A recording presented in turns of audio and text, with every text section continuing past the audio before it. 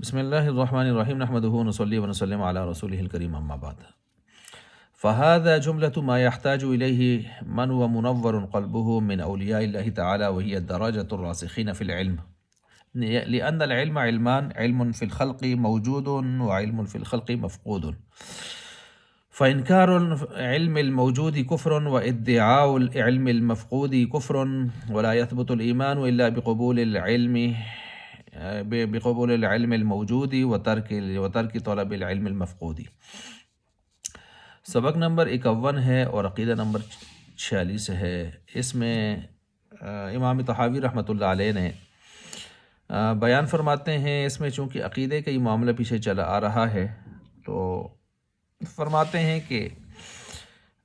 شریعت کے طرف سے جو کچھ تمام احکامات عقائد وغیرہ جو دیے گئے ہیں ان کو ماننا فرض ہے اور ضروری ہے، اور تمام جتنے بھی احکامات ہیں ان پر عمل کرنا کیا ہے، درجہ بدرجہ اپنے فرض ہے، واجب ہے، یا جو بھی ترتیب ہے۔ تو اب اس کے ساتھ ساتھ یہ تو اب بات یہ ہے کہ راسخین فی العلم جو بھی ہیں، اور ہر مسلمان کو یہ چاہیے کہ وہ جو چیزیں ہمیں اللہ تعالیٰ نے جو علوم دیے ہیں اور ان علوم کو جاننا اور ان کے مطابق عمل کرنا۔ تو اب اس عقیدے کی روح سے بات یہ ہے کہ دو قسم کے علم ہیں۔ ایک یہاں پر علم مفقود ہے،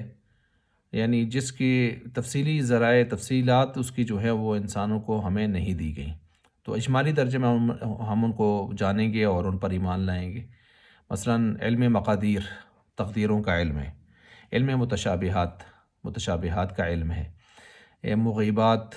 جو غیب کی چیزیں ہیں، جب تک ان چیزوں کو وحی کے ذریعے سے واضح نہیں کیا جاتا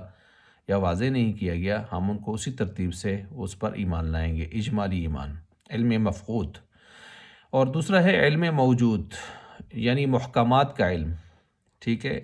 تو محکمات پر ایمان لانا اور جو شریعت کے تفصیلی اصول و فروع اس قسم کے جو مسائل ہیں، احکام ہیں، عقائد ہیں، نظریات ہیں، ان کے اوپر تفصیلاً یعنی وضاحت کے ساتھ ایمان لانا، توضیحات کے ساتھ ایمان لانا، تو یہ دو قسم کے ہو گئے،